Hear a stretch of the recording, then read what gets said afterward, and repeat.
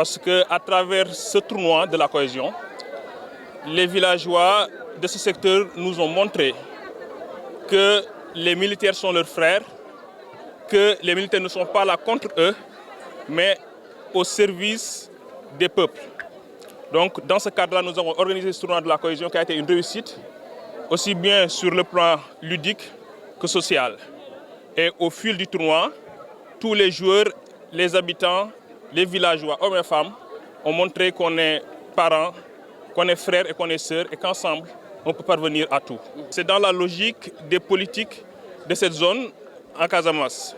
Donc, ce tournoi est venu raffermir ces liens et est venu également montrer que l'élan est bien et que tôt ou tard, Inch'Allah, on va y arriver. Le message que j'adresse à toutes ces populations, c'est de continuer de raffermir ces liens et de faire en sorte de cultiver le lien armée-nation.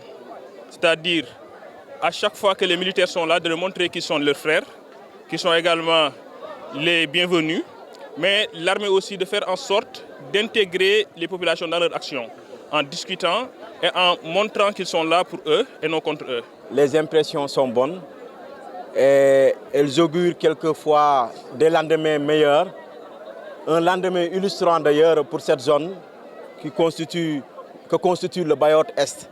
Permettez-moi d'abord de dire à mon nom, au nom de Vision Citoyenne, remercier le capitaine Diouf, remercier le lieutenant Goudiaby, remercier tous les hommes de troupes qui sont là, remercier les forces de défense et de sécurité qui sont en train véritablement de concrétiser ce que l'on appelle Armée-Nation.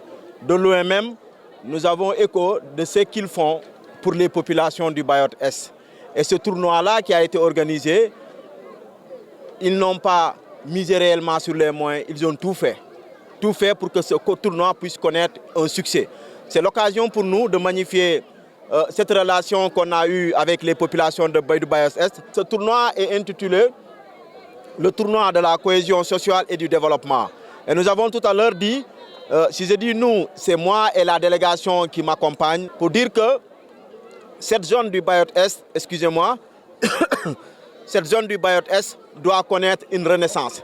Et c'est désormais, cette zone du Bayotte-Est doit vivre comme tous les autres Sénégalais, à savoir du point de vue infrastructure, du point de vue développement économique, social et culturel, parce que c'est une zone malheureusement qui, à un moment donné, on a entendu, quand on entendait cette zone, c'est parce qu'il y avait crépitement d'armes, c'est parce qu'il y avait peut-être des mines, c'est parce qu'il y avait des coupes de bois. Aujourd'hui, cette zone va connaître un certain rayonnement par rapport à l'organisation de ces activités ludiques et ces activités, comme l'a dit le commandant tout à l'heure, qui constituent des activités sociales qui visent uniquement à raffermir les liens sociaux. Vous savez, aujourd'hui, nous sommes en train de mettre de grands pas vers l'installation d'une paix définitive en Casamance. Et nous pensons qu'aujourd'hui, au niveau de Toubacouta, au niveau du Bayotte-Est, tous les Sénégalais doivent mettre leurs mains à la pâte pour que cette paix tant recherchée en Casamance puisse s'installer de manière définitive.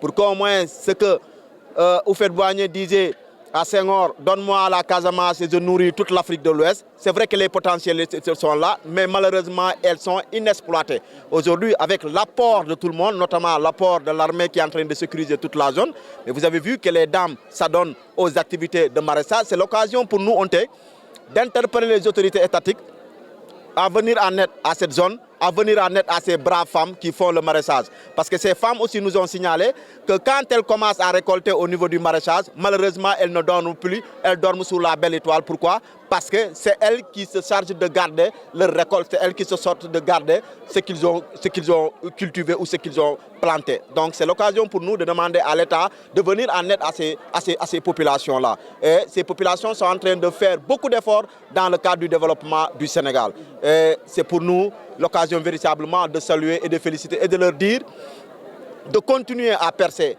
Parce que comme le disait Martin Luther King, si tu ne peux pas être lune, sois étoile. Donc cette zone doit être une zone brillante, cette zone doit être une zone où les populations vont briller de par leur effort pour un Sénégal commun, un Sénégal de tous et un Sénégal pour tous.